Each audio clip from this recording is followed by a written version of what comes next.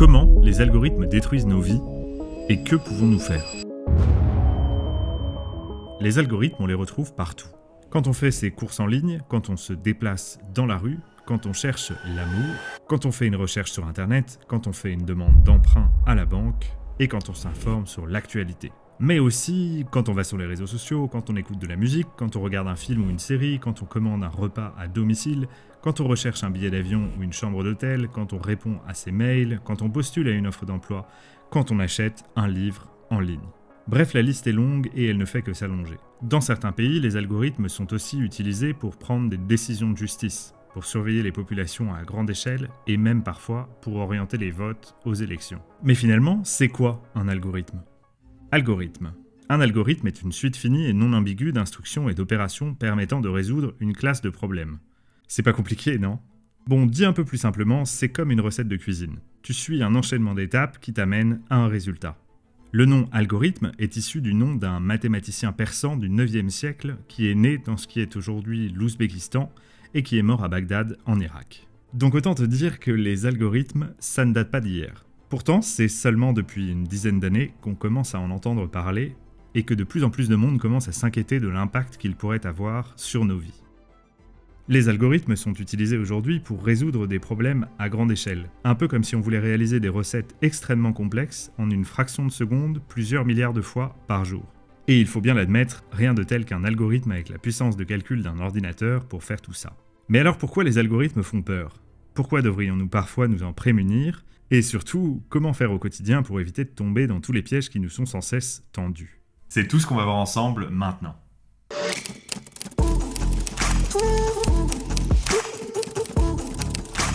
Alors reprenons pendant une seconde l'analogie de la recette de cuisine. La raison pour laquelle il existe plusieurs recettes pour un même plat, c'est parce qu'elle dépend toujours de la personne qui va l'écrire, et donc de ses propres biais, ses propres préférences, ses choix et ses contraintes. La recette du gâteau au chocolat pour Cyril Lignac, pour Pierre Hermé ou pour Frédéric Michalak n'est pas identique. Et c'est exactement la même chose avec un algorithme. Les personnes qui le configurent expriment une opinion au moment de sa conception, et donc il ne peut pas être neutre. Au mieux, on pourra peut-être dire qu'il est plus ou moins juste, mais dans tous les cas, cela dépendra des personnes qui l'ont conçu. Un algorithme, pour fonctionner, a besoin d'être capable de classer des critères les uns en fonction des autres. Ça veut donc dire qu'il y a toujours une forme de favoritisme pour certains critères sur d'autres. Donc lorsque Mark Zuckerberg nous dit qu'il préfère que les utilisateurs de Facebook passent du temps ensemble physiquement dans la vraie vie, son algorithme, il en a un peu rien à foutre. Parce que finalement, lui, son objectif, c'est de maximiser les revenus et donc le temps que vous allez passer sur la plateforme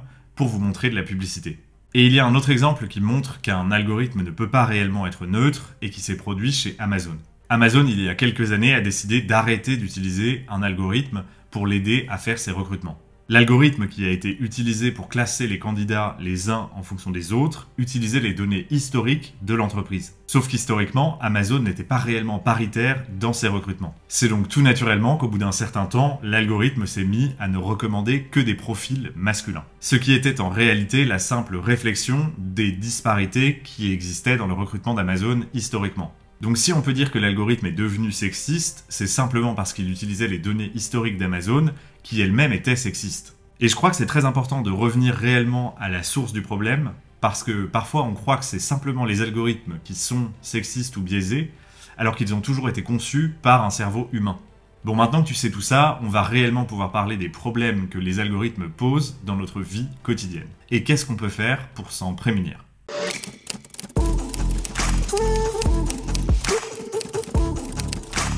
Le problème le plus connu avec les algorithmes, c'est vraiment la bulle de filtre. T'en as sûrement déjà entendu parler et on t'a sûrement déjà mis en garde sur le fait que plus tu allais utiliser ton navigateur internet ou tes réseaux sociaux, plus ces derniers allaient te proposer du contenu qui t'avait déjà plu dans le passé, et donc moins tu serais exposé à la contradiction. Alors à court terme, tu peux penser que c'est plutôt cool parce que ça va te permettre de ne pas perdre de temps ou de ne pas t'énerver inutilement sur internet, mais à moyen long terme, ça pose de gros problèmes. En fait, les bulles de filtre nous empêchent de nous confronter à la diversité du monde qui nous entoure. Elles nous enferment dans un environnement de pensée qui finalement nous est déjà familier et donc ne nous apporte pas grand-chose. Et finalement, ça nous rend extrêmement vulnérables à la contradiction, puisqu'on n'est plus vraiment capable de développer la moindre pensée critique et qu'on est finalement très peu remis en question. Il y a un autre phénomène assez problématique qui se produit, c'est que ça nous fait perdre énormément d'empathie. On passe son temps dans un environnement qui nous ressemble, et donc, inconsciemment, on a l'impression que tout le monde pense la même chose que nous. Petit à petit se crée cette illusion que tout le monde est d'accord avec nous, et finalement que les gens qui ne sont pas d'accord, soit n'ont pas compris, soit qu'ils le font exprès. Donc on en arrive à la situation où on ne conçoit même plus que quelqu'un puisse avoir un avis différent du nôtre, et encore moins qu'il puisse avoir de bonnes raisons pour cela. À force de ne jamais être exposé à des avis divergents, on finit même par croire qu'ils n'existent pas.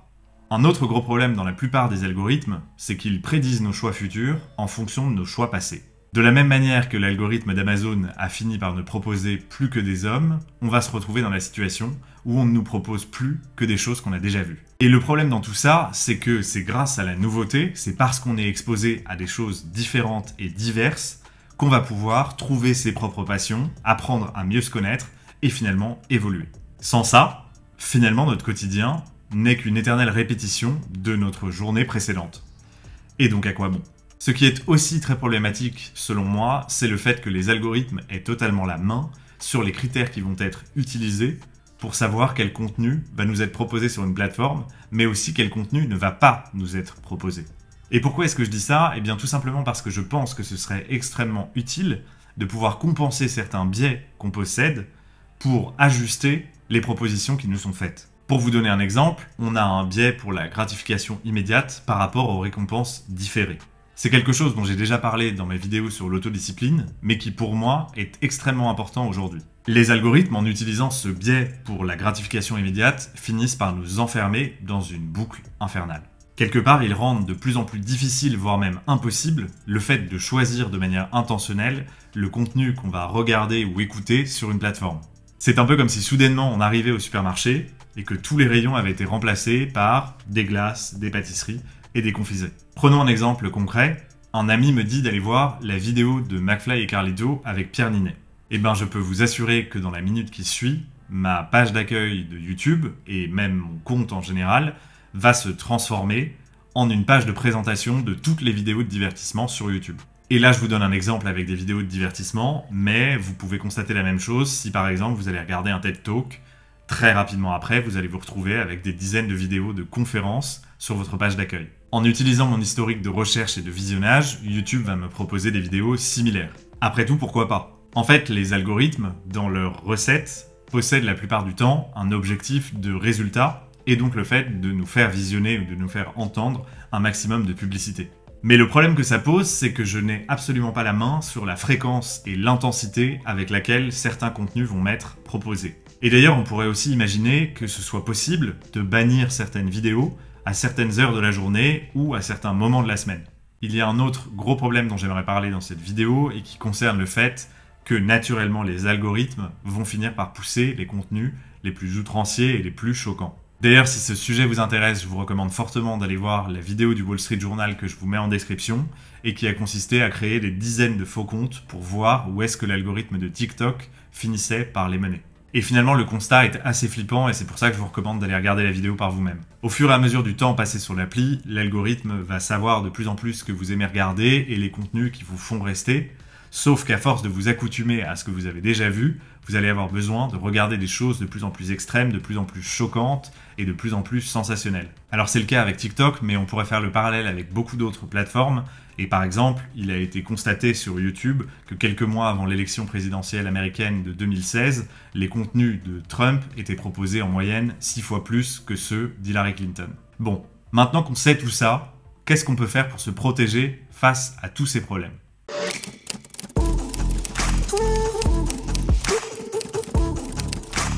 Alors je tiens à préciser quand même que je ne suis pas un expert en sécurité informatique et donc je vais surtout vous proposer des choses qui relèvent du bon sens et de mon expérience, c'est les choses que je fais personnellement. Si jamais ça t'intéresse d'aller plus loin, tu trouveras dans la description un lien vers un documentaire d'Arte qui traite de ce sujet. Alors la première chose que je fais et qui relève tout bonnement du bon sens, c'est le fait de suivre des comptes ou des personnes qui ne pensent pas comme moi. Et évidemment ça fait du sens en ce qui concerne la politique, mais c'est pas vraiment le seul domaine dans lequel on peut faire ça. Par exemple, ça m'arrive de suivre des comptes qui parlent de philosophie, de psychologie, de développement personnel, etc.